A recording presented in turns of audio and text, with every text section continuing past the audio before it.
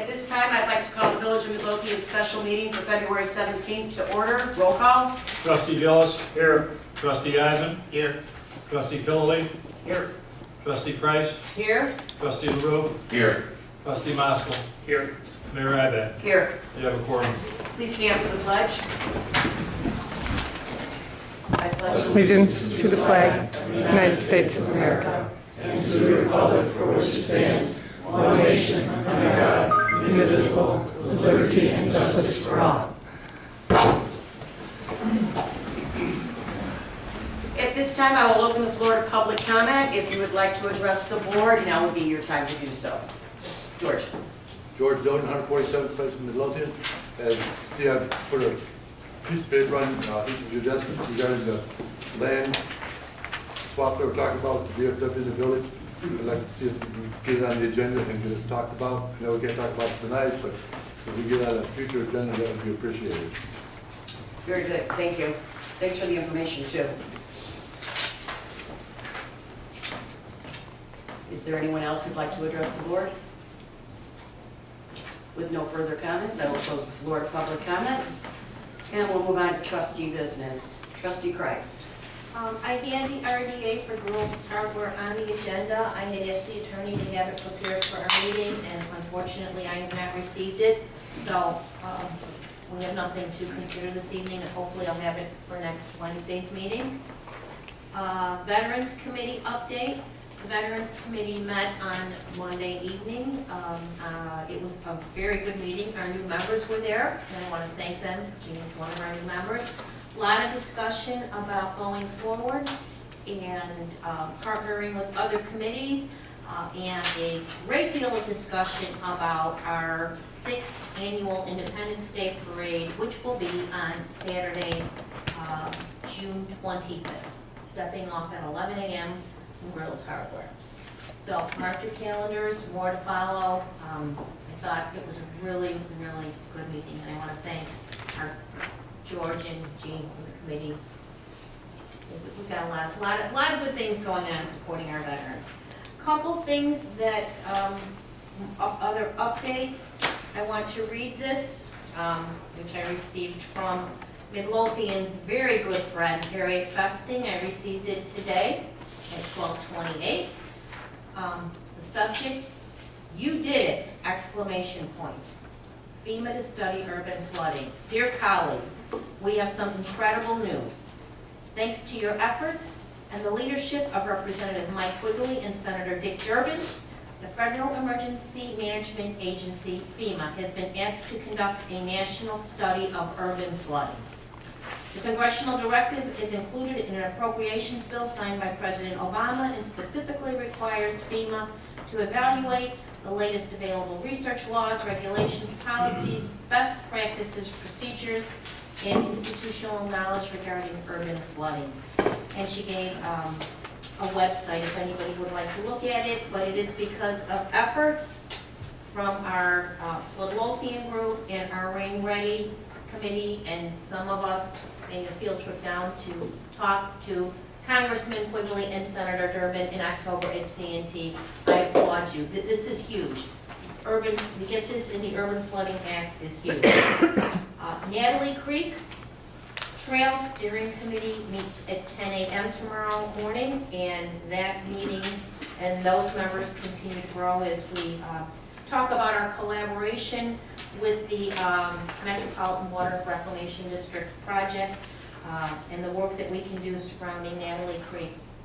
And I actually have been informed that our $8.3 million project will be going to their board, hopefully either March 3rd or March 17th. That was the latest information I have from Senator Roberts. I don't know if you have anything else. No, I saw Cedric at the little Cal meeting. I keep asking him for updates. I also want the board to know there will be another CalSag Enterprise Zone meeting on the February 23rd. I will be attending that meeting. David Chandler from CNT will be there.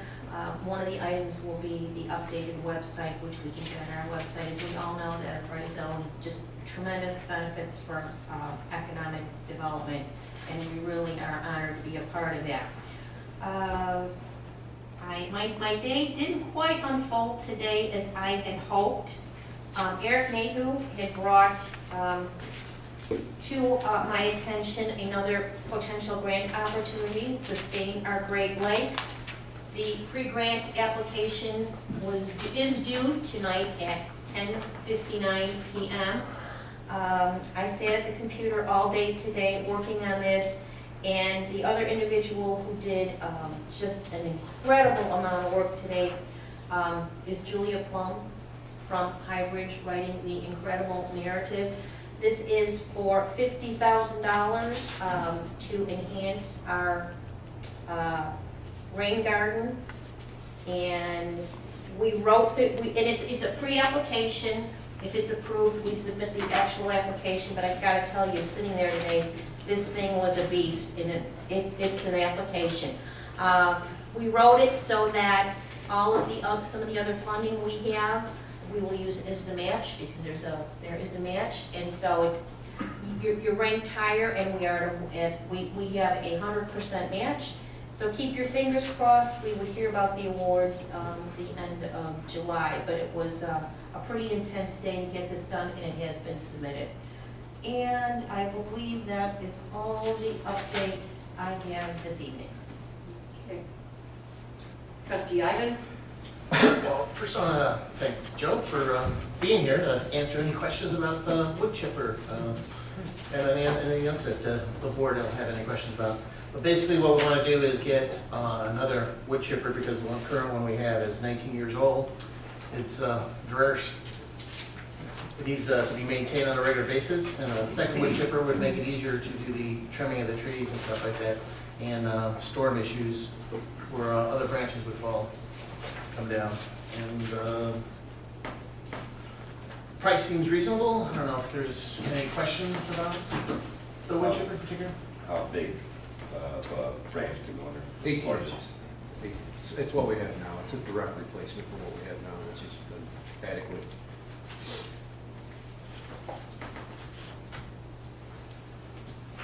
All right. Account will this be paid out of? It's a budgeted item, so Maybe, you know, general or capital?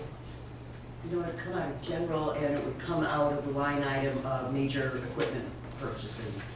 So that's a budgeted item in general? yeah, I actually. Oh.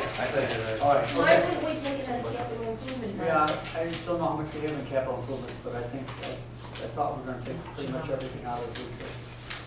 You got what done? I thought we should take everything out of capital improvements that we could.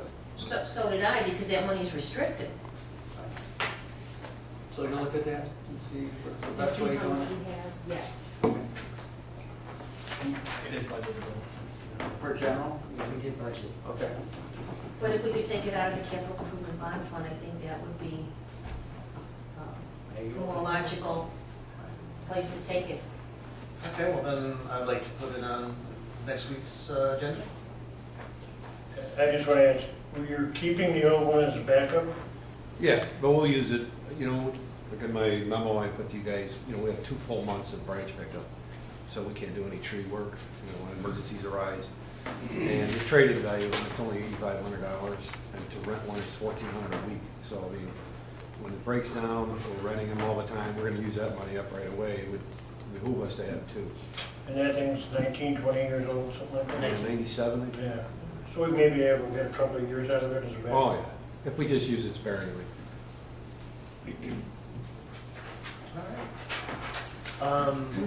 Public Works put out their status report for January. The main thing I want to draw attention to is that there's a listing of 5 water main breaks that happened in January, and we've had, what, 4 more so far this month, or 5? 2 more today. 2 more, well, 2 today. So we're up like 10 or 11 water main breaks already, and as of this date. They also hired the employee and changed some lights. So that's for your information on the status report.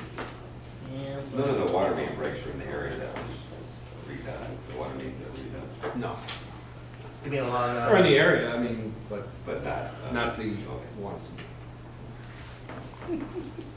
Carl, where does the money come from that pays for these breaks in the water mains? I mean, who pays for the water? Yeah. We pay for the water. No, the brakes. The brakes.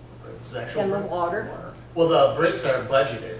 Okay, I don't know how many breaks we budget for, but they are in the budget for repairing the pipe. But Does the this- actual water, we pay for it. out of what? Well, it's a regular expense, right? Water expense when we get, when there's a leak. Sure, the water revenue pays for the work on the water mains. And the water that comes out of the pipe from the leak. Yeah, It's I think that's infrastructure. what it is. Oh, yes, okay, yeah, so we pay for both. yes. What was my last thing? The webinar. I met with a company to talk about the, basically automating work orders within Public Works in order to better track them and to produce better reporting and also do better cost analysis in the long term. So me and Kristen met with a company that says currently, I don't know, is it still at the Park District? Yes. Facility, dude. Yeah, that's the name of it, Facility Dude. It's a strange name for a software, but we met with them, we did a live video web event. Basically, they showed us the software, and it looks like it could help, or at least the concept would help Public Works track better their work orders and stuff like that, and do better work assignments. So we're gonna look at some others over the next month or two, if not longer, to determine if there's something that we can afford and do a little bit of analysis of it. Yes. What we were looking at before with the document management, is that similar to that? From Impact? Well, this is a map-driven, point-and-click kind of work order thing. It's a Okay. So schedule. it's like the GIS? Strictly maintenance related. Yeah. So in other words, you point to a street and that generates the work order? Yeah, it would You look generate at the a form work to order. fill out, and then Okay. we could assign the people, and then it could be sent to their phones, on site. Okay. So they don't have to come back always to the building, they could just go directly to whatever the next problem is. You can do it advanced, normal stuff. It's pretty high-tech Very kind of user solution. friendly. Yeah, that was the good part, it was very user-friendly, because point and click, you can't go wrong, especially if you got a map that you could just hover with the mouse over and up pops the square, and then you can look at all the work for that day or whatever time frame you want, and it'll appear as like dots on the map. So you can see or predict issues like in certain parts of the town, like if it was a water main issue or something like that, and you saw multiple issues over a time frame, say like 6 months or something like that, there was multiple breaks in the pipe, that would show up then on the map. So it'll be good management. And that would be it. Trustee Gillis. Yes, update on building superintendent position. I actually think we have enough applications that we can start setting up some interviews. Mayor, I don't know how you would like to go about it, but I think have a potential 5 candidates at this time. Some of them had their applications in for a couple of months. I have sent them a correspondent, make sure they were still aware that they're in the loop. But I don't know what the board's game plan is as far as the next idea of setting up interviews. I would actually like to do this hand in hand with the part-time position replacing Mike Manypenny. We do have 2 candidates that Gary and I interviewed back in November, October, that I think may be a potential fit. I don't know how you want to handle the interviews for the superintendent. Well, we've been advertising for the superintendent. When is that application supposed to close? We have it open until filled. Right now, It just says till filled. I want to make sure we're not we don't have violating any anything- dates. No. And we don't have any advertisement on a part-time position. I was just referring back to the applicants we had who interviewed prior. But correct me if I'm wrong, don't we have to repost that since it's a new position, well, an open position? Even though it's In part-time. accordance to our ordinance, I believe we have to. you know, I believe we have no other choice but to put that one back out there. We'll put it on in maybe for a week or two. Well, it's gotta be, I think, ordinance 2 weeks. 10 days? I think it's 10 days. I'll check with the ordinance and make sure it's, Okay. that they're posted on the website. Yeah, But I think the board will be happy if they want to look at any of the resumes that were sent in. I actually have basically made some notes pertaining to their certification, experience, some of the highlights that we were looking for. So out of the five, I think we have a potential good candidate in there, so. do you wanna get me those and I can actually scan them in and then email them to all the board members, then they can review the, Sure. okay. But who's gonna make the, you know, should I there be think we other need a people committee. helping you? You know, I imagine definitely you and maybe another trustee should help The them. mayor, it's the mayor and the See, I'm thinking, trustee that makes recommendations. I'm thinking engineer, architect, something like that, that they could make a judgment on their expertise. And you have, you know, you definitely have expertise in that area. Yeah, I too. think the certification levels that we have Yeah, requested, I'm very familiar with them, so I mean, okay. there really isn't, I don't think, the need to bring in an architect.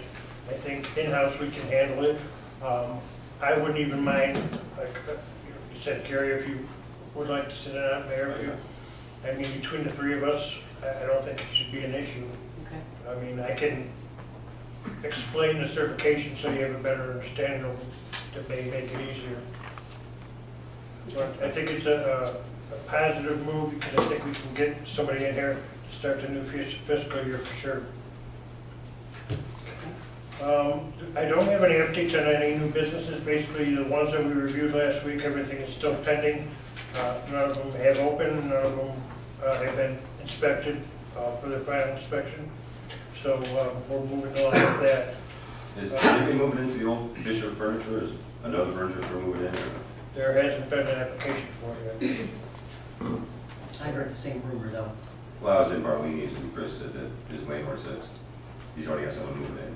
It's a rumor I heard, so I don't know. We haven't seen, as far as the villages, and we have not seen it yet. Yeah. As soon as they come in, I mean, I'm pretty Yeah. good on getting the information, so I'll pass it along if we do have any applicants come in for that. Code enforcement update. One of the, I don't want to say it's a problem, but one of the conditions that we have to cover is board service in the evening when we have a fire or a police investigation that requires it. I actually have talked to and met with Chief Kaufman and Chief Hotwagner. Currently, we have a list of board-up companies, and they just rotate as we go through them.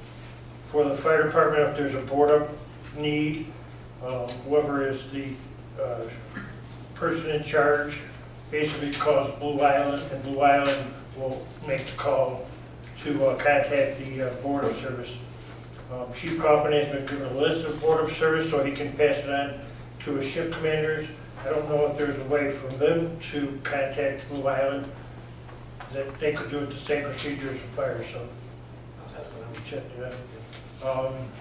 If there is any additional need for a building inspector to come out at this time, what I've requested for the department heads is to request it when we have somebody on shift.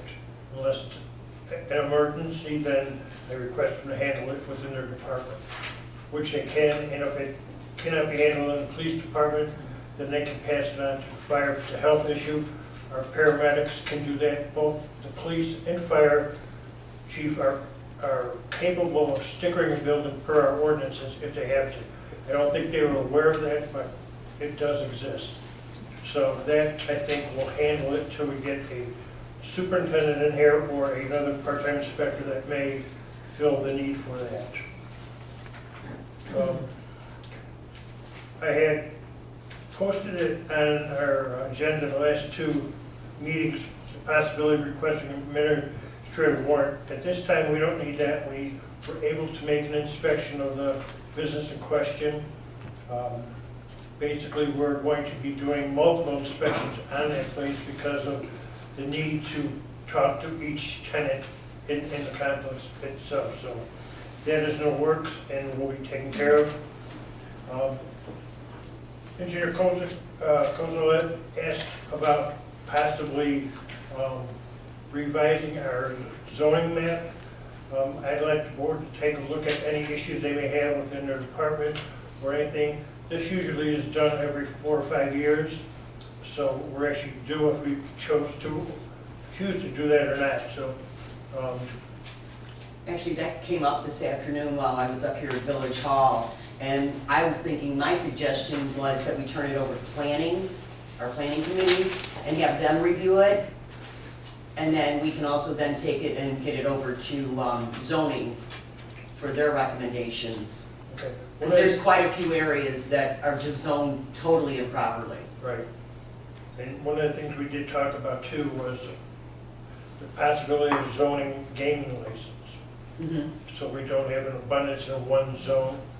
So I think we can highlight that and have them take that into consideration Right. too. Yeah, because there's a lot of legalities behind changing the zoning. You've got to post it, got to put up signs. So, I mean, if we start with like having plan committee look at it, I think that would give us a better direction of what we're looking at overall in the village. Yeah, there's no hurry in doing it, just doing it right. Correct. And the last thing, we are working on potential nuisance violation procedures pertaining to grass cutting for our residents and businesses that get out of hand. I know we had an issue last year, so our new inspector has brought in some great ideas. So we're working on that. We're going to put something together because it's not going to be too long. I think we're 30 days from spring today. So it's right around the corner. And that's all I have. Thank you. Trustee LaRue. Yes, ma'am. I gave everyone a copy of the proposal from Overhead Doors of Illinois. The 5 garage door openers in Fire Station 1 here. They're 20+ years old, but the actual units work well. Their receivers and the remotes do not. And the company that installed them, according to Chief Hotmaker, is no longer in business. So he's asking for approval for Overhead Doors of Illinois to replace the receivers and transmitters or remotes on each door for $218 per door, so that's a total of $1,090. So, I would like to say something. You know, I understand that one company is out of business, but I believe it is our practice to at least get 2 or 3 quotes so we have something to go against. And I don't know if he has done that, so I would just ask that that be done so we have an idea that this is the best price we can get. do that.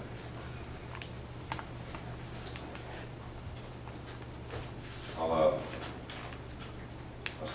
still have it on the agenda next week. Sure. If I can't get it. Yep. Let's see. When we approved, when was we approved the phones, the new phones? Was that about a year or so ago, or? I believe April 2014. Oh, that's 2 years ago. When that happens, the Fire Station 2 needs new Cat 5 cables to run. Was that part of the? They don't currently have the UIP phone service Right. right now. So they don't need new Cat 5, they need Cat 5 period. Right. It's not there. It wouldn't be Cat 6? Says that they need to install cables for 4 telephone devices in various parts of Station 2 and 1 from telephone wire cabinet in rear station, all run terminating closet. This is I guess, a quote from J&L Electronic. Of course, this was dated in January. They're wanting to, because I guess they were told that we're going to put new phones in. That's what I've been being told, yeah. So they're like, well, That's what we're reading. Okay. so I guess the question, so I should probably get you all a copy of this on the agenda for next week so we can approve this.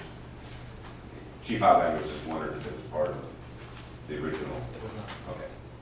So I'll get a copy of this, everyone. So, No cabling involved. okay.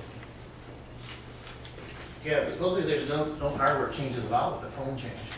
It was just a behind-the-scenes kind of thing, software. Fire Station 2 would definitely require it. I think they're still using tin cans in the string.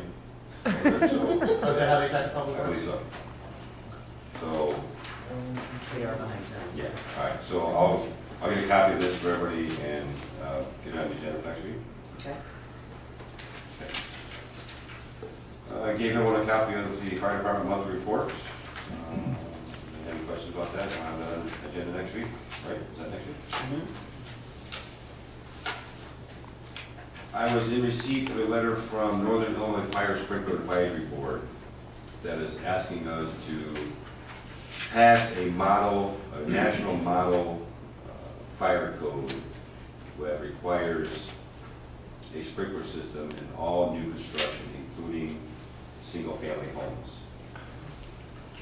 New construction, not existing. So I don't know if that's something this board would like to entertain.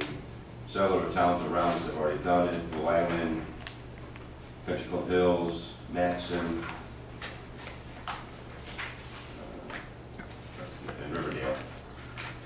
According to Chief Wagner, it's not an expensive thing for single-family homes. They have a pretty inexpensive system. I just don't know how much new construction single-family homes would have in town that this would affect, but it does. I don't know, just throwing it out to you guys. You guys would be A sprinkling system for new family homes. Single-family homes. Any new construction, including single-family homes. What's his recommendation? He recommends that we definitely do it, because it helps with ratings, it helps with, With the ISO ratings? I wouldn't say that for sure, but Okay. Our surrounding towns around us have been doing it. Also to Blue Island. according to President Obama, he approved it. So.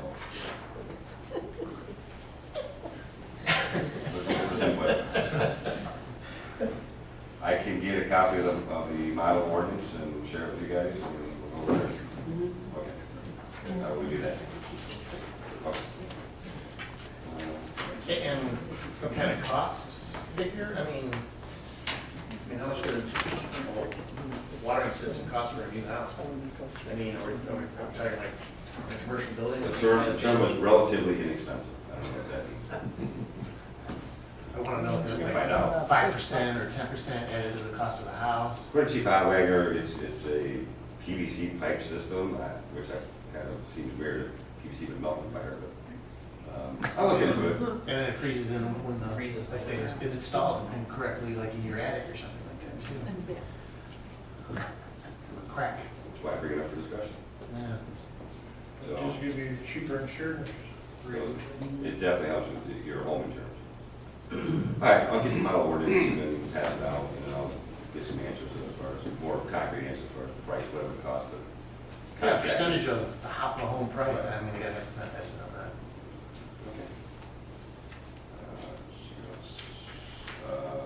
Community Policing Committee had their meeting a couple weeks ago. The Neighborhood Watch Group is going to do their annual Easter egg hunt again this year. It's going to be Sunday, March 20th at 2 p.m. at the,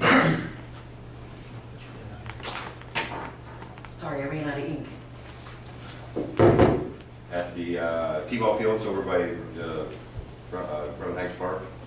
I guess they reserved the gym in case it's really nasty out that day. So we're looking for donations again for plastic eggs and individually wrapped candy. It'll be donated at Village Hall, Library, and Park District. And I believe that's all I have. Okay, thank you. Trustee Kilway. We wanted to talk tonight about the HR consultant that trustee guys and myself recommend. We were very lucky to find a wonderful human relations person to advise us in this process. We couldn't have done it without her. She was spot on, and she's here tonight, and I want to introduce Jacqueline Huffley. Jackson? Yes. Jackson. It's the same person. Anyway. She's recently married. Oh, I see. Well, That's why there's a name change. I'd like Jacqueline to come up and explain to the board a little bit about what the process was, what she did, and you can ask her any questions about the process or anything else. And we'll add some of our comments as we. Sure. So I'm Jacqueline Jackson. I came to the village to assist with either finding a HR consultant firm or individual that could assist the village with all of its HR needs. I learned from the trustees that there's questions around recruitment, employee relations, policies, procedures, changing things up, getting a little modern. And so I set out into looking for firms that would be able to assist the village in arriving at the common goal. The RFP had already been sent out to the world, and so Trustee Ivan provided me with copies of the responses. We had 6 total responses for the RFP for HR consultants, and what I did was pick them apart. The first thing I did was go through each of them to make sure that they met the criteria set forth in the original RFP. Then based on the ones that did not meet the criteria, disqualify them. Because a few of them had missing items or they just didn't have them in the order that the village had asked, I kind of just took note of it but still reviewed all of the proposals. Next, based on cost and services that were offered, I looked to disqualify a couple of them. And I also reached out to the folks that were listed in their proposals and their responses. I did research, I Googled them, I checked their LinkedIn profiles, I called their references, I requested reference letters, just to see if they were really who they say they were, to see how fast they would respond, because that's going to be an issue if they're going to be working for the village, to see how knowledgeable they were. I had several conversations within the final 3 picks that I thought at least got the idea of what it's like to assist the village and to work sort of from the ground up, if you will. At that time, I made a recommendation to both Trustee Ivan and Don on who I thought, 3 picks of who I thought would be the best. And then we met with them face to face and we agreed upon a final selection. And that final, is it okay to say that at this time? No. Yes? Okay. So the final finalists that we thought would meet the village with all its needs, have the proper sensitivity to the village and its people and its culture, and respect those needs, was Sundance, Inc., and the owner of that organization is Donna, I can't pronounce the last name, Maslin, thank you so much. And she was the final pick. So that's a little bit about the process, very brief, but I welcome any questions you may have. Does the board have any questions about the process? No. I didn't know anyone, including both trustees before it. A mutual colleague mentioned that this was out here, and I reached out. So I was new to the village, I was new to the trustees, as well as all of the folks who had responded to the proposal. I was familiar with some of the firms. Obviously, I work in HR. I'm assistant director of HR for a major child welfare agency downtown, so I'm familiar with the consulting firms. Yes, sir? Will they represent union employees as well as non-union employees? Yes. They'll be able to work together and assist with any trouble or issues you may have. That was one question we asked, she has extensive experience in both. We weren't going to pick someone. I didn't know how it would work on, I didn't know if Yeah. the union was covered by their own, Well, she knows both. Okay. And Dealt with both. And at the end of the day, things overlap, and so it's important that you get to a place where the village has one voice, whether you're union or not, and so that's why it was important to pick someone who kind of understood those needs. I don't think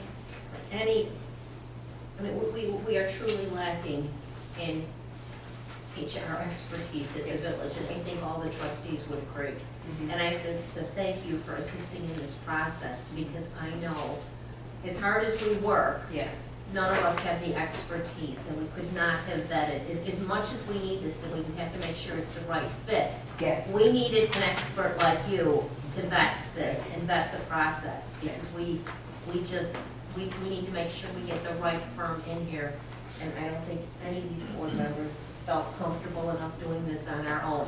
much as we try with many projects, we just don't have, we don't have the knowledge and the expertise. No, and it was truly my pleasure. These gentlemen are just solid, and every time I came here to meet with them, I came across employees who are just great people. So it was a joy to be a part of it. It really was. So I thank you for the opportunity. Oh, thank you, Jeff. Yeah. Thank you, Jim. Carl, do you have any comments about this? The, some of the, going through the criteria and the selection process, some of it was relatively easy because of the vast amount of dollars that they were bidding Yes. to. One particular company wanted to not only have an office, they wanted a printer and computer Yes. equipment and paper, Yes. which wasn't in their bid cost, but they described what their needs were. So some of those businesses were easier to disqualify just because of that, because we didn't want to have a company inside working in the village, as a separate company. And to add, for example, that organization also wanted to bill for basically full-time staff, which would have opened up the village to exposure because you can't use contractors as you would full-time employees. And so the cost was a huge cost, as well as there not being necessarily that much of a need. So like you said, it made it very easy to disqualify them because they were just way off the plan. What is their availability? I mean, Donna is local. Her office is in the south side. The other people that we picked were bigger companies, or north side people. Mhm. We didn't really know what their availability was except by phone. Donna lives in Oak Forest, and her office is in Mokina. She's available. The things that really stood out with Donna were personal service, Yes. the fact that she's very flexible. The other companies, for example, wanted to do an analysis of our needs, and it would take a month. She'll do it in a week. Yeah. She'll do whatever we want. Basically, the price, of course, was the less of all of them per hour. But she's super flexible with whatever we do. The other people really weren't. It was a corporate, model. This is what we have to do. This is what we want to do. But what really impressed me about Donna, and believe it or not, she was the only one of the three to mention this word: employees. The other ones never talked about the employee. They talked about paper. They talked about this. They talked about that. They never talked about employee. And Donna wants to evaluate the village from the ground up, not from the top down. She's going to talk to the employees to get a bigger picture. And the other ones are going to talk to a few employees. That's fine. She's going to, do a survey. She's going to, if we want, of course, this is all driven by the board and the mayor, how much we want her to do, how much cost we can absorb, so on and so forth. But she's going to do it from the ground up. And as soon as I heard that, I almost jumped up and down, because that's what human relations is about. It's about managing your employee human assets. It's not about counting, looking at, compliance. It's not about filling out forms. It's not about anything else. It's about developing and managing your human resources. Oh, yeah. And that's what this, as soon as she said that, this is the person right off the bat. Yeah. She took the time to research you guys. She took the time to look up your needs. And she included all those things in a proposal, which is one of the things that attracted me to her first. There were a couple other firms who just seen you had an RFP, sent in the packet that they probably send to every potential customer, and that was it. Dawn mentioned a assessment period of a month. Some of them cost $12,000 for 4 weeks, 10 hours a week type of thing.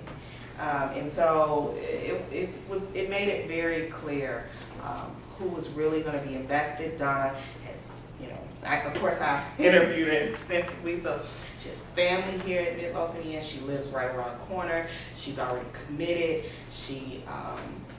She's got a great personality. It's enough in my job, in my role, to come up with new policies and new ways of doing things without considering the person. But Donna had that thing that says, I'm here and I'm going to care about these village folks and be able to support them with whatever we have to come up with. And that is also why she won me over as well. So I was really excited of meeting her. I told her if she ever needed help, she got me. And again, the board's gonna set the parameters, Absolutely. her priorities and how many hours she will work. I mean, it's indicated in here, but this is not a full-time position. No. There's no benefits. The board is going to be very judicious in the use of her as a resource.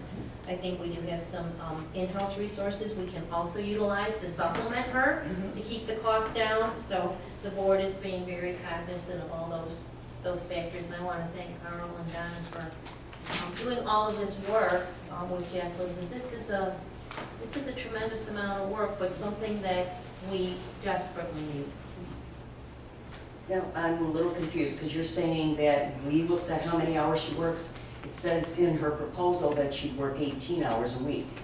No, it doesn't. It says availability Well, up 18 to hours. 18 hours per We're gonna week. call the shots on the whole thing. The And board's she's- gonna set the parameters. Right, she's very totally clear. open to that. She, you know, anything we need, she's open to structuring around what we need.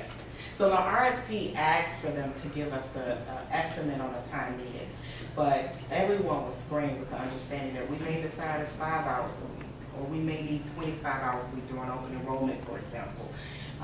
We've kind of vetted folks to make sure that they were aware. So Donna is also aware of that. And it says in here, in her submission, weekly schedule will be determined at onset of project. Weekly schedule may fluctuate. So I think she's aware of, she's acutely aware of this, that there's no guaranteed hours. No guarantee, because again, that's too much like an employment relationship, and she's not your employee, she'll be your consultant. And so it's important that she and all the other candidates understood that. They all understood that it's project-driven Yes. process. Right. So whatever the board decides is the most important HR function that we need, that would be the first project we would give them. Right. So, Right. and we have many HR projects. But again, I think we might get some in-house capacity to assist with some of those Yeah. projects to keep the cost down. Any other questions for Jacqueline? Okay, thank you. Thank you. Thanks for Thank you. coming out, we appreciate it. Are we talking about the actual recommendation? Yes, Maybe, as far as, well, the parameters here in this recommendation. well, basically, I would suggest we approve we're going to have a contract with Donna, and then we have to figure out what we want to do. We have to talk to Donna and say, hey, where do we go from here? I don't think we should do it without her. I think we should talk to her and see what the first steps are, how much time it's going to take, and get her input on this. Not Well, that we should decide on what our priority is, though.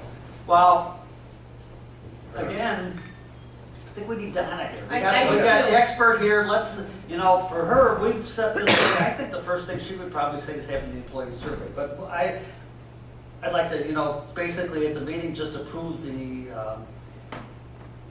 that we're retaining Donna as our HR consultant, and the contractual details to be worked out.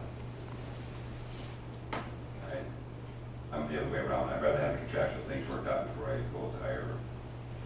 I don't Because agree the with other something. thing I saw in here is, it says we have to pay her 1 week as a retainer. So would we pay her for 18 We have to. hours? We're not hiring her for any specific time. We have to figure out what the project is, and like, for example, if we, basically, if we sit there and say, okay, the project's gonna take 10 hours, she's gonna want 10 hours. I mean, 18 hours was basically what we put roughly in the RFP, I believe, and the idea is, we're not committing to anything, it's gonna be on a project-by-project basis. And I don't know, we have to talk to Donna, what she wants for a retainer. But, I mean, the board's going to decide this project by project, and I think we need her expertise to ask, obviously, the board was concerned about, compliance, about, policy books and things like that. We can get some of this information done for free from IPMG, who is the people with our insurance. So, my suggestion would be to get a lot of that used as a template and see if Donna wants to tweak it rather than starting from scratch, you know? I mean, they will review all the job descriptions. So a lot of these things, some of these things in here, IPMG can start the ball rolling. If Donna wants any tweaks with it, that's fine. But we have to have an estimate of, you know, each project, how long it's gonna take, what it entails, where she starts. You know, in order to do the analysis, she's gonna do the analysis, as she said, on the fly. And I think what that means is that basically she's gonna look at a couple things. If it doesn't seem like it's any big problem, go on to the next thing. Don't make a big report out of it. You know, basically spend time on the things that really need just to have her spend time on. The other things that seem like they're okay, go. You know, don't worry about it so much. Don't go out of your way to charge us with every little thing. If she thinks something's okay, if something's okay, she's gonna spend time on what she feels the problems are. But she is the human relations expert. I mean, we have some ideas too, and we have to come to a meeting of the minds which we want to work on first. But we need her advice to what, as an HR professional, which way we should go to start with the analysis. She is the only one. You know, I think of the 6 people, she's the only one that suggested doing it from the bottom up. An employee survey, she calls it taking the temperature of the employees in the village of Midlothian, you know, trying to see what's right and what's wrong. So, I mean, you know, we're not going to sign a contract right now until we work out the details of what is good for both of us. Hey Doug, can I add to, with the contract, you don't want to just, for anyone, whether it's Donna or any firm, you want to kind of allow them to give you what they think is important, but you want to leave it where it's open, that if at any time you want to end the contract, you can. If they're not meeting your demands, you shouldn't feel so obligated in this type of relationship, because much of what any HR consultant will do for you won't be tangible, because they're dealing with people. And so my recommendation to both of the trustees was that when you do create a contract with whomever, you leave it open for you to change and to allow yourself evaluation periods so that you can say, hey, I don't feel like enough was done for the money we spent for the last 90 days. Okay? Just want to add. Right. Right, that's something you emphasize with she. Why we love her, she's looking out for us. That's the first thing she said. Don't get tied up to a long-term commitment and you don't know what's going to happen. Yeah, we don't want another job. So, I mean, we have to, you know, basically we want to let Donna know that she is the one that, you know, we want her to work for the village of Midlothian, but we have to work out the details as far as what she thinks we should do and what the board thinks is good for the board, for the village, and then put that, you know, into some sort of contractual relationship. Probably, you know, I think his idea is right. We will approve the work she does on a project-by-project basis. And the Not other a good time, not anything like that. The project is good for the Midlothian, we think we should do it, we'll approve it. That's your work order.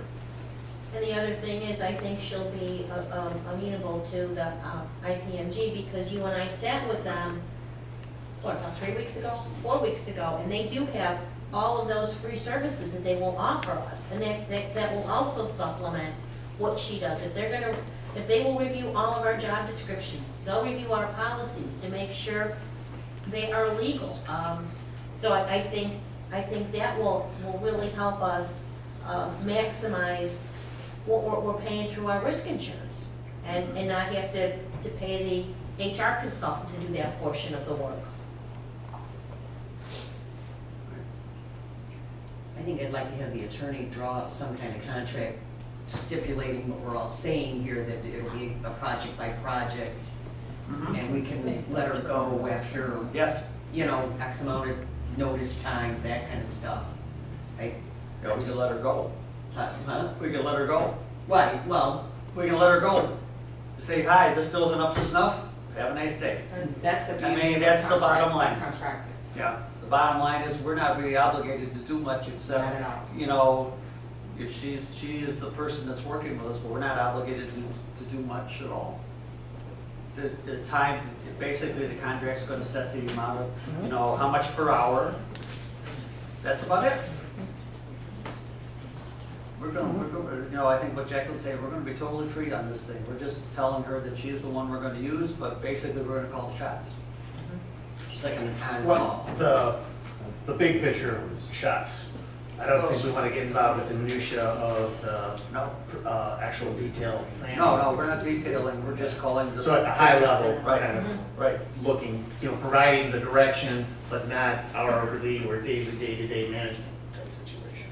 right? So all the information here in this firm analysis, as far as fee schedules and stuff, that's, means nothing. Well, I think she's gonna charge that per hour, whatever we tell her to do. I'm not comfortable with that price.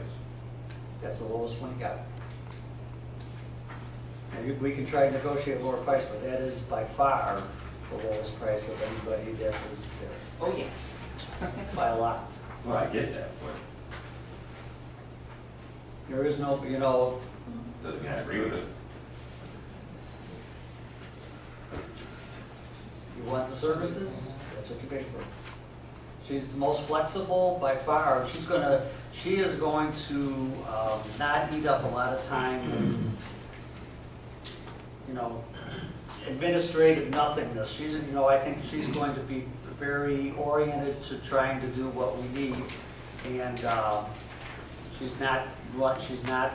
doesn't have a corporate model, well, she has to build this much and she has to do it this way, and this is how we do, and if we don't do it, we can't do it that way. If you listen to the other people, Hub and Arthur J. Gallagher, it was pretty much their way of the highway. They talked about flexibility, but they didn't really offer anything that was flexible. They talked about, oh, sure, we're flexible. They didn't talk about, oh, no, we don't have to sit there for 4 weeks to do an analysis. They didn't say that. They said, you just tell us what you want, but they still wanted to build as X amount of dollars, so they go back to their boss and say, here we build this much cost. And I think the minimum for billing for them was $265 an hour. Yeah. And that was just for them being here. When it came to like a handbook, for example, that was gonna cost you $7,900 just for the book. Right. You know, job descriptions started at $300 a piece. So the 110 is actually really market rate because you're paying for in-house human resource expertise without the benefits and without that huge salary a year. And so I also did an analysis of what the costs were for someone like her, because at the end of the day, it was important to make sure that they were on target for an organization this size. And the 110 to like 165 is really a good price for what they're offering, where they don't need any of your services. They don't need your copy machine, they don't need your phone, they don't need the use of your attorneys or that kind of thing, where they have all of the expertise is actually really good. But yeah, some of the costs was ridiculous. They seemed village, and they were ready to come and call the bank, to be quite honest with you. So, What's a ballpark of what this might cost us in a year's time? well, it's totally driven by us, so whatever ballpark you want to set. So I think we need to prepare that list of projects and what we think the time is going to be. Yeah. Right, well, we need to, you know, basically, she has a list of projects, and she added one in there about the employees, so that isn't even in there. Now, basically, what should we do, how much time is it gonna take, how much is it gonna cost, and the board's gotta decide yay, or no, we don't have the money for it right now, we'll go till next quarter, or next year, or whatever it's gonna be.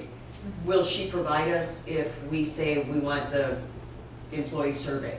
Will she give us an idea of how much that's going to run us in hours? Yes. She'll give us an estimate. She's done the employee surveys before, so she pretty much knows where we're gonna go with that. I mean, employee survey will entail an employee survey, and she might interview some employees too. But basically, you know, she would tell us, okay, you know, here you got this many employees, this is about what it's gonna cost. Here's what it's gonna cost to do the policy book, here's what it's gonna cost to do the job descriptions, you know, basically. I mean, it might not hit it on the head, but the board will have her priorities, what she thinks we should do first, and I think she's a human relations professional. I think we should let her say, here's what we think, and maybe it doesn't match up exactly. We can ask, if it doesn't match up exactly to what we think it should, then we can ask her, why? Why do you want to do this? We think we have these issues, why do you want to do this first? She's totally open to any communication, any questions we have as a board. to setting priorities. That's not a problem. She wants to do this jointly, but, you know, she's done this before. She talked about it like it was just automatic, I think, you know, she, but here's what we're going to do. I mean, it wasn't on a piece of paper. This was in her head. She just spouted this right off, you know, and she knew it as well as anything she's ever known in her life. The bottom line is, yes, cost is a big issue, but the board is going to be able to drive that cost, not her. With the other people are going to drive that cost, not us. I mean, that's just a fact. If we want to do, if we think this is an important priority, which I think it is, then I think we have to get involved with this. But again, we can prioritize, we can spread out the cost as much as we need to based on what we have money for and what we think is important. Didn't we have a survey done by you Yes. questioning, or some, if not all the trustees were asked to prioritize a list? Yeah, the survey is the basis of the RFP, of the requirements. So maybe we can just reenact that, redo it based on today's needs versus a couple months ago. And then I'm sure she can break that down, what it would cost based on our prioritizing it. Okay, I don't mind us prioritizing. I just want to make sure she has input on the priority first, that's all. I mean, if we say to her, A, B, C, D, how much is that going to cost? She'll give us A, B, C, D, how much is it going to cost? Right, she may say it should be DCBA. That's right. But I mean, she'll give you all the components, you just move them around whatever way you want to, or postpone them, or say, no, it's not what we want to do. I'm sorry, you know, that's just the way it is. But I think we should let her drive the, you know, we've set the priorities in the RFP, but I think we should try to let her tell us what she needs. There's going to have to be an analysis at one point, at some point. We're going to have to give her time, maybe 18 hours, I think, to do an analysis. That's going to be. And I think she's going to say something about the employee survey.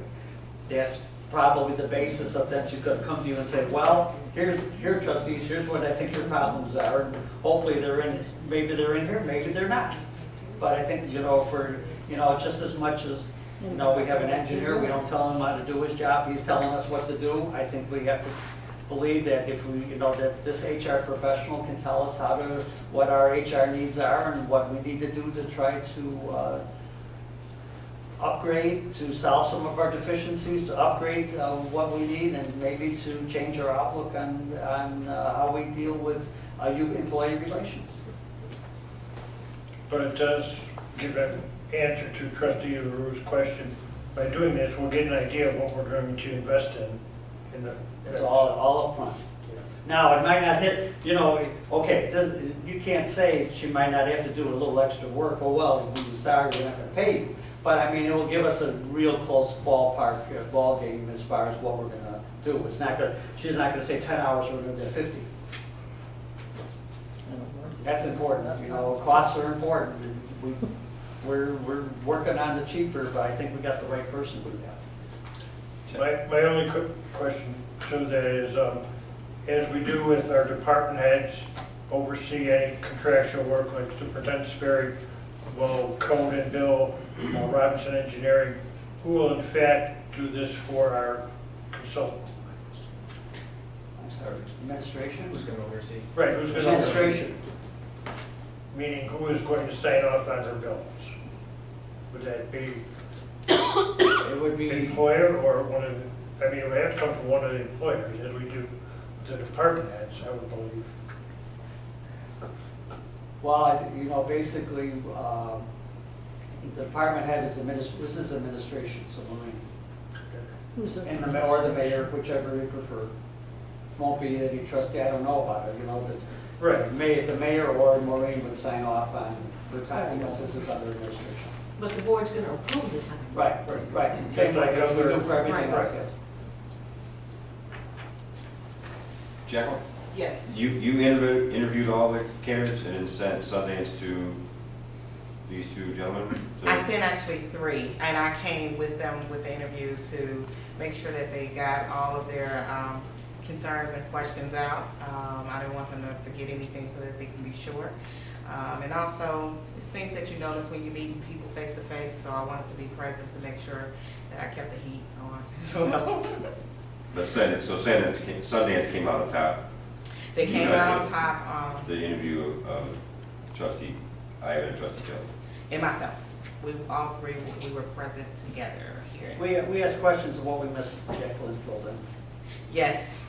She was My always job finding the is best to make things that we sure always that missed. nothing, because, so before the entire process we met, they talked about concerns, we talked about the RFP. So I had a list to hit, in terms of what they expressed was the village needs. And I wanted to make sure that they felt comfortable, that it wasn't just, my bright idea of the 3 top picks. And so we met beforehand and we discussed the 3 picks in detail. And that also allowed time for more questions. There was even talk that we may have more trustees at the face-to-face. But I think we just ended up with just the 3 of us, and we questioned them and met with them and made sure that everything that was on that list was addressed. And that was important because, I'm in the business of making sure we find the right fit, the perfect fit, so that we don't do this again. And that was my goal. So, and I hope I met that for you guys. I believe so. But don't get married consultants. You don't have to stick to them. It's a different relationship. We are either good or bad. And you may set out with a priority list and say, hey, I want all job descriptions, and I want all job descriptions for union and ununion employees, for example. And then you have an employee relations issue with Public Works and a resident. You may have reasons why. I'm sorry, I'm not saying anything. The only one here. I'm sorry.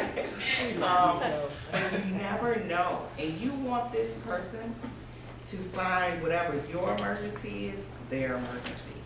And that's why Donna stood out.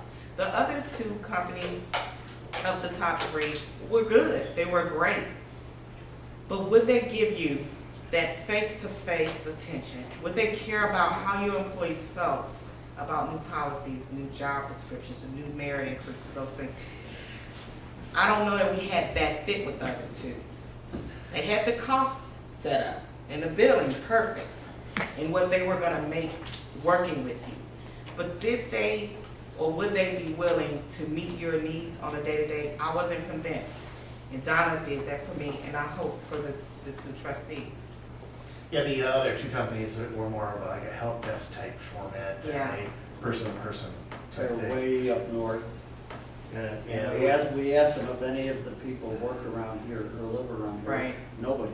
Nobody. So, okay, so what kind of help were we actually gonna get? A phone? Unless, a really serious issue, but for everyday issues, Yeah. I'd like to see your face and talk with you about it before I talk to the employee or something, there's, you gotta hold our hand because sometimes need that hand holding to make sure this works for us. And there was another one that was trying to sell you software instead of really services, That's one insurance. source. Yeah. That's our insurance. They want to charge $20,000 for software. You got to make sure your employees can use it. It just would have propelled. And it's hard. What I hope to have done for you guys was to kind of get rid of folks taking advantage of you. Because if you don't know employment law and you don't know HR policies, you get somebody like myself who will charge you and take advantage of what you don't know. And what I was setting out, and from before I met Donna, before I even called her the first time, the RFP that she responded to, it demonstrated her dedication to the village. And I thought that was most important. I thought that was the biggest quality you were looking for. You don't need someone to charge you $100 a job description just because they got an MBA, right? And that's what I was looking to eliminate for you. That's all. I can keep talking to you. Great these proposals. So any question you have, I can answer it. So we should ask for approval to negotiate a contract with them. Is that right? That's right. Right. Okay? We should ask for approval to negotiate a contract with them. You guys were very well. He says, don't bring Jacqueline no more. Okay. Any other questions for Jacqueline, for us? Can we let Jacqueline go since she doesn't live too close? All right, thank you, Jacqueline. Thank you all. She offered Thank you, to Jacqueline. come, and she comes from Maywood, so. But she was enthusiastic about coming, right? Yes. Okay, I fine. couldn't wait. Bye. And I left downtown early for you guys. Thank you. Thanks again, Jacqueline. Thank you. So, we'll work on that.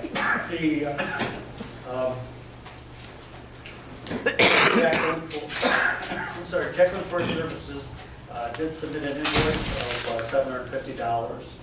She did everything she told you about. She met with us 4 times for 5 hours plus this. I think, and you can just heard what she did. And that was what she was doing, holding our hand for all this time.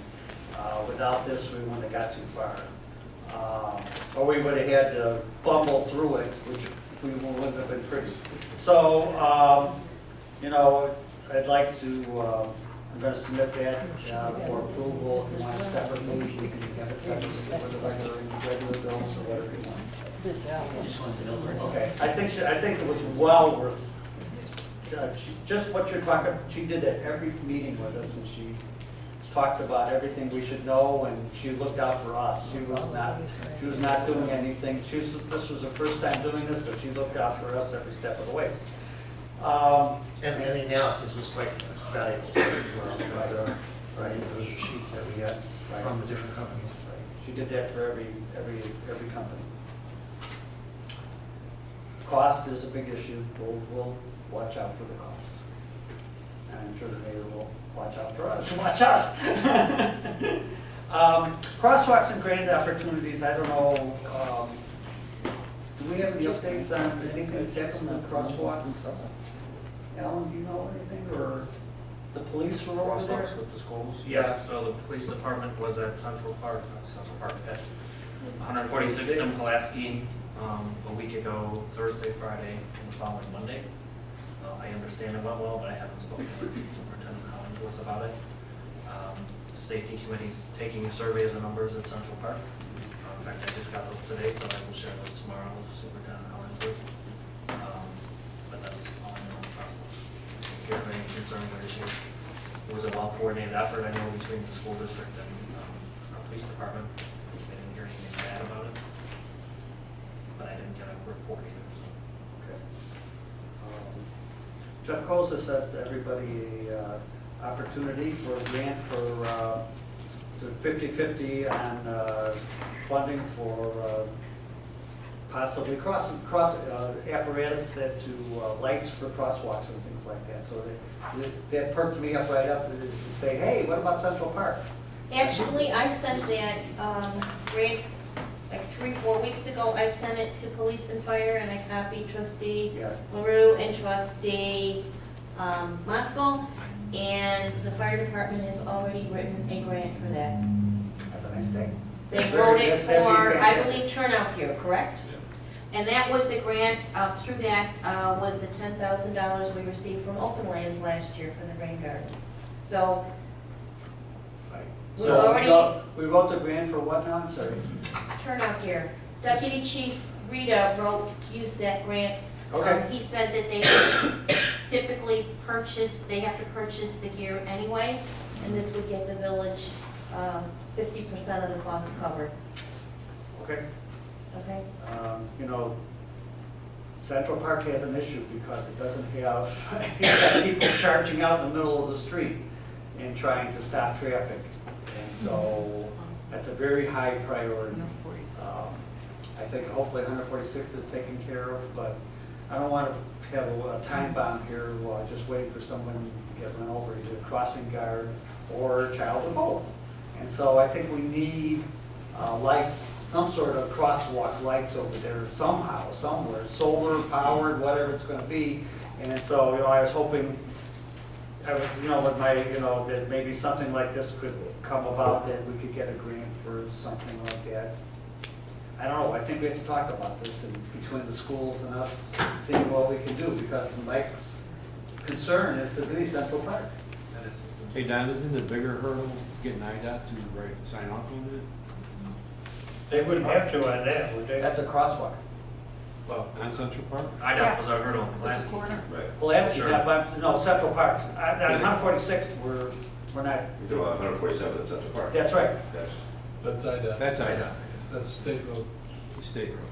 So that isn't a crosswalk, dedicated crosswalk? Well, I don't know, I've never looked into it, I'm just bringing it up to your, you're talking about just getting funds to put one up. I thought there was a dedicated. It may be, but I'm just, How do you find out? I'll look into it. Can you please? Because I know I talked I to the just county assumed- about 146 in Pulaski. Yes. That's a county road, and they Yes. said it wasn't a dedicated crosswalk, Right. the curbs were cut. I don't know the procedure with IDOT, I'll call somebody from IDOT to Yeah, find out. if you can.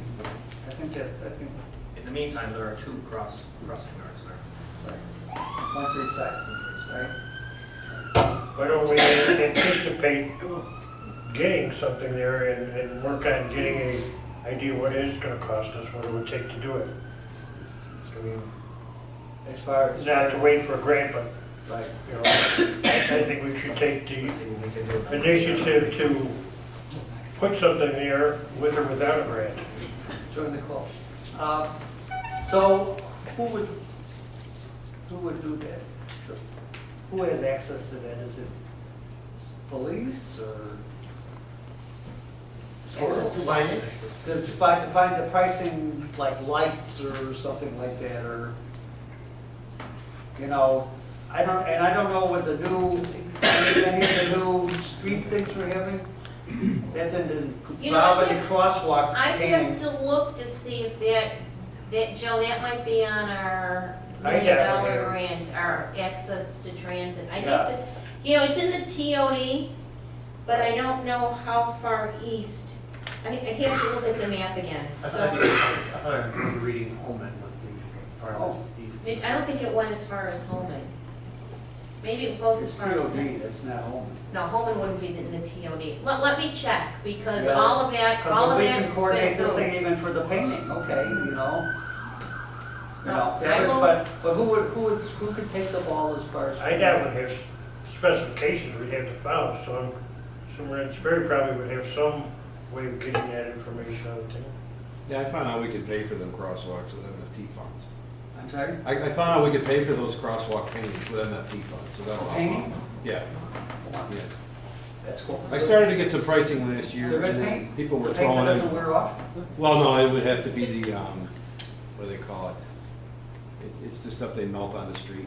Oh, okay, right now. okay. You can't do paint anymore. IDOT won't even let you Okay, because it's all right. temporary. Okay, So that's a lot pricier. It's like double the cost, I know that. okay. But I know that when, thinking back to when I was talking to somebody was mentioning about putting something up on Costner, 147.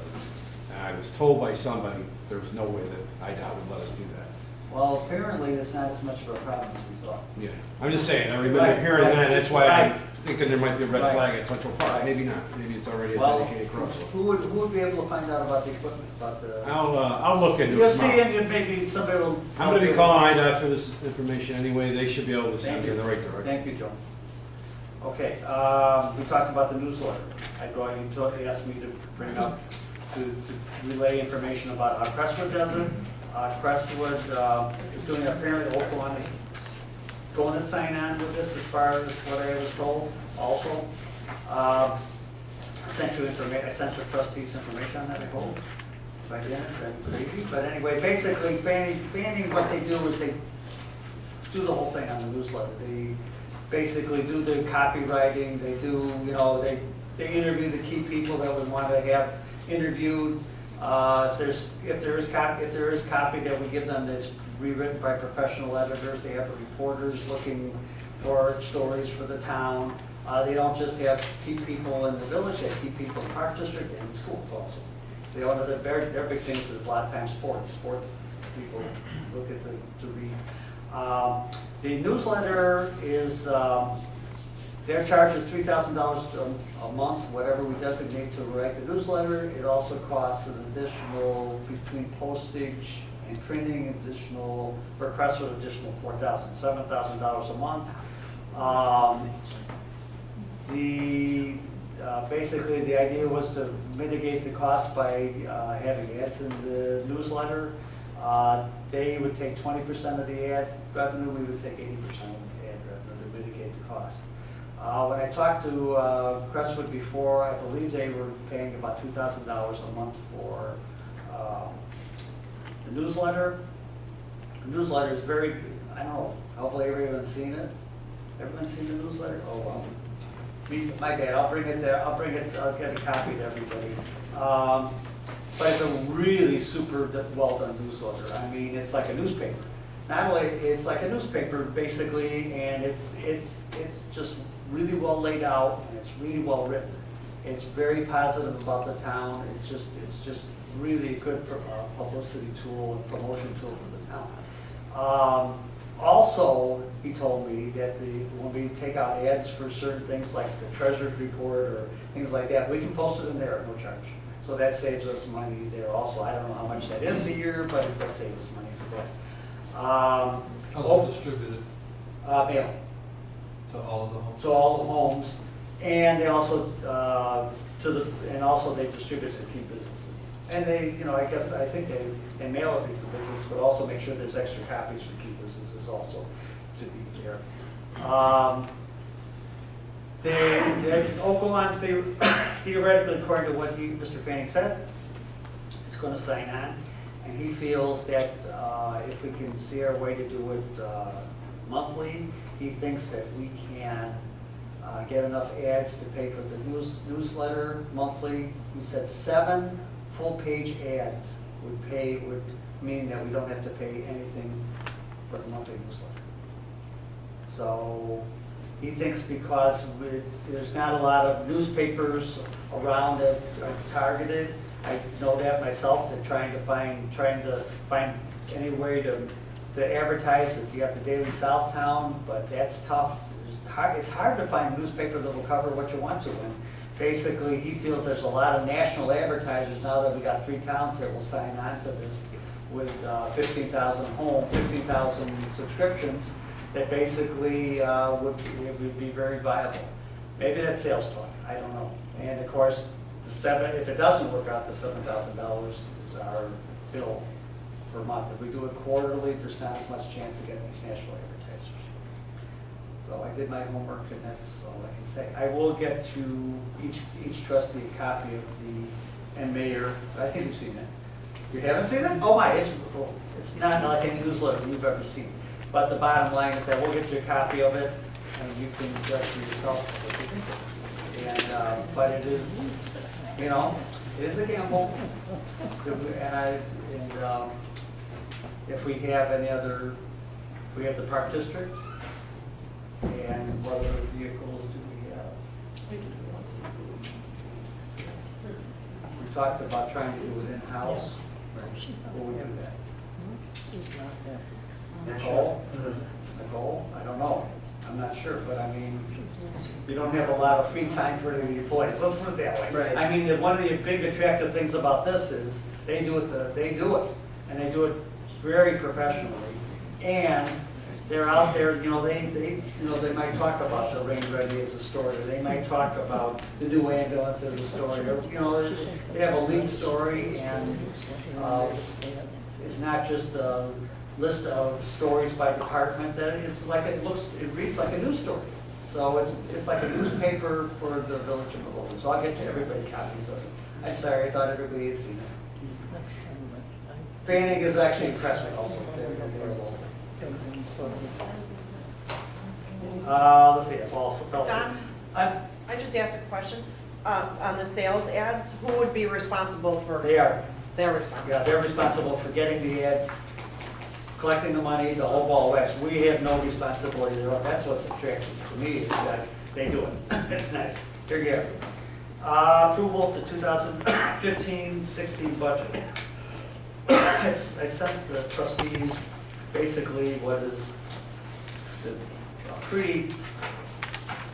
is not the last version of it, I just sent the last version of it today, there wasn't too many changes on it. But basically, it does have a surplus. Trustee Price and myself went through the budget and we didn't come up with too many questions. Some of those have already been corrected, there were little things here and there. I reviewed the budget and basically there was some revenue adjustments that Trustee Britton made, but she was very careful about the adjustments. She didn't do, her adjustments still leave some wiggle room on every single one.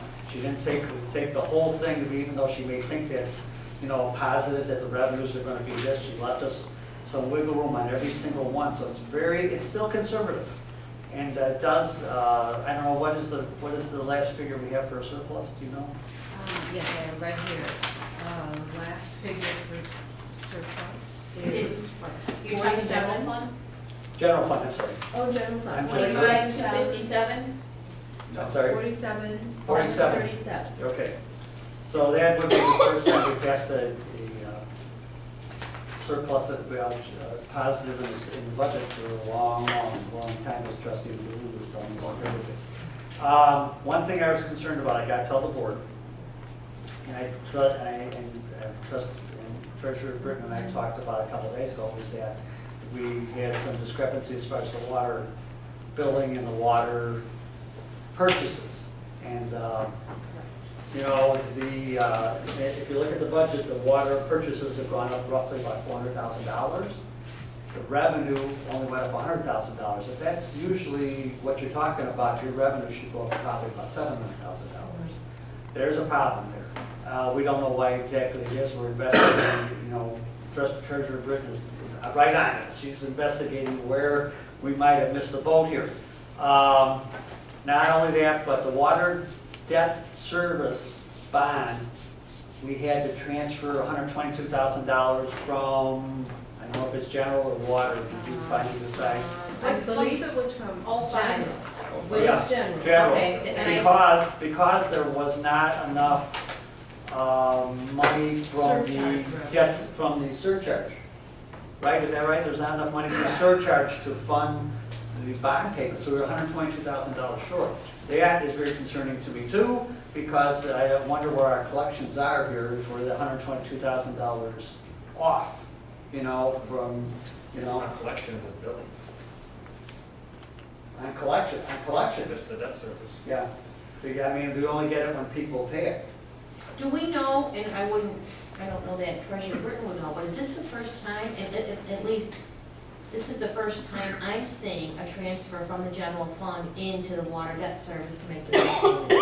I believe you would have seen it before, except that I think it was probably transferred at the end of the year. So, for example, I don't know that it was in a budget. I think probably at the end of the year when the auditors came, they would go ahead and effect those transfers through an audit entry, and then those would be put in. And since we only have the 2013 final, and we're still waiting just for the 14-15, so it's very, very likely that you would not have seen it. And remember, this is just projected. I mean, if you're in fact our surcharge, the billing goes up in the next 4 months, we might not have to transfer any money, or half of that or something. It's projected. It's just Right. So that we can see realistically, what funds are falling short, revenues versus expenditures. But I know that the board was very careful when we approved the surcharge, that it would be enough, based on the numbers we had and the number of users, that surcharge would cover the water bond debt service. Treasurer Britton saying that may be the case. It may be, but Maybe. if it's not, we definitely have a problem. Can we find the number of inactive accounts that we have? Yes. Because each one is about $130 a year. Yeah. So Closed accounts, I think. closed or inactive, Yes, empty right. homes. Now, Maureen has to go piece by piece, unless you know some way you're doing it, but maybe, Ms. Britton, but basically you have to go, you can't, she doesn't know how to run a report for a closed account, she has to go over, look piece I by was piece at it. I was gonna ask another question. Okay, sorry. When we bill these people, and, you know, some of the people that are behind, do we automatically take the surcharge and the late fees first off the top before? It's split No. evenly. When we bill people and they're late, the system itself is set up to, water gets paid first. It's in buckets, that's what they call it. So water gets paid first. I believe they have a hierarchy. I believe garbage is next. You know, so if you have $100 bill and you pay $50 is gonna go to water. If for that, your $100 bill, only 40 is water, 40 of that will go to water and 10 will go to garbage, and so on and so on. That is how it works in terms of That's how it's set applying up those. here, That's how it gets Because I know some applied. towns make sure that any kind of surcharge It's paid paid for. up front, Right. and then the late charges get paid, And and then then- their balance right. is the rest. Well, I think the philosophy is you buy water from somebody else, whether it be City of Chicago or Mid-Mart. So obviously, You the gotta first thing pay you're that gonna back. do is have the water, any money collected is gonna go to the water bucket first before anything else. The same thing with garbage. You pay an outside company garbage, so that's usually your second priority, is to make sure that that's funded. You know, another thing I'd like to bring up is the board was getting monthly receivable reports, and we haven't gotten them in a very long time, and they were very useful. And I would like us to get back on track getting those reports every month. Yes, Because how can we manage or make decisions if we don't have that data? yes. Would you And I can agree? run, I can run those receivable reports. I ran them for the clerk a few days ago. We can have them in Excel, if you'd rather have them in Excel versus a PDF, so that you can sort them, and it's no problem. Okay, we were getting them, we were getting extensive reports. Well, can you know, I think Maureen she wants to set up the report so we can understand it. You know, I think sometimes you can put too much in there and it gets too confusing, so I think, you know, I mean, I don't know what the format of the report was, but, you know, she wants to make sure that these numbers are understandable by the board so we can take action. Well, I Well, think that whenever they're run, they're showing what the actual outstanding is for all the accounts that are outstanding. Right. right. I mean, I think the most useful thing would be to always run it the same day, Yes. every month, Yes. whatever that day is. Right. And then make sure that it gets emailed to the board, because sometimes we might not have a meeting for a week or two. But that makes the most sense, and you're consistently looking at the same thing every month, whatever date. That makes sense. Right. do you want just totals or do you want detail? I'm sorry? You want just totals or just detail? Well, totals are gonna give us the big picture, you know, and I think, you know, Marina and I talked about running them on the 15th of the month, since that seems to be sort of a neutral time where you're not, since a lot of the easy past dues are done, you know, and picked up, and then, you know, you still have the major past dues that are still, so that gives the board the big picture. Because I don't know how you feel about that, I don't want to tell you your business, but I'm just asking. I think it makes sense to run it the day after the bills are due. So if the bills are due on the 15th, Yeah. then run them on the 16th or 17th. If the bills somehow are due because there's a day late or maybe a day early, whatever date the bills are due, run them the next day or the day after that. And then you always know, So it's consistent. 20 days. you always know, yeah. Okay. Yeah. In other words, you're asking if we should have a list of the most past due people that you're talking about? No, I'd say I'm looking at the full list of everybody that's outstanding. Well, I think, Now, what I'm doing with them is I'm totaling them by groupings. The ones, you know, 1s, 2s, 3s, and 5s. Okay? So they get a total of each of those groups, because they're different billing grades. So I'm just looking at more the past due, or the ones that are consistent past due with balances all the way across. So, I mean, you could well, do. I think what the board really is a lot of times concerned about is the most most fast food, 90s and like 90s past. To know who they are. Are they, are they businesses? Are they, have they, and your point, are they consistently the same people? If we see the report, it's always the same people and their balances haven't gone down, then we got an issue. And that's what you're trying to tell us. So I think that would be something, right? Am I speak out because I'm just, No, this is and my are the opinion. shut-offs being done consistently? We're doing everything we can. No, I know. We have to get a list. Right. But are they being done on a regular basis, consistently? That's really important. I would, well, number one, I would like to say, Joe has been amazing. He's always terrific when we ask him for help. I do think that we could be better at shutting off. When I say we, I mean the administrative, because, and I know Joe, if he doesn't have his people doing other things, he would support us in. Right, but he doesn't know about it until administration tells I've him. always said that I'll put 3 guys out there if you need. Right, if we can, But I so- gotta get the reports. but, It so I guess depends that's, on what they're told to do. That really, I think, is what it comes but down to. my concern is we need to be consistent about what those shut-offs. Because that's creating a lot of this problem. The other thing is were we going to amend our ordinance with the Yes, phone calls? yes. And if Yes, that has that's to the happen, I think we need to amend the ordinance next week. So Karen, Well, I the think attorney said he was going to amend them. We'll see if we can get it done. it might behoove us to get Maureen in here to talk about some of this, because I don't know the administrative part of this. And when I say, hey, I'm just like you, hey, let's get the money coming in. you Right, know? right, and I She'll know say, well, there's- it's a little harder than right. you think, because Right. there's other things they have to deal with.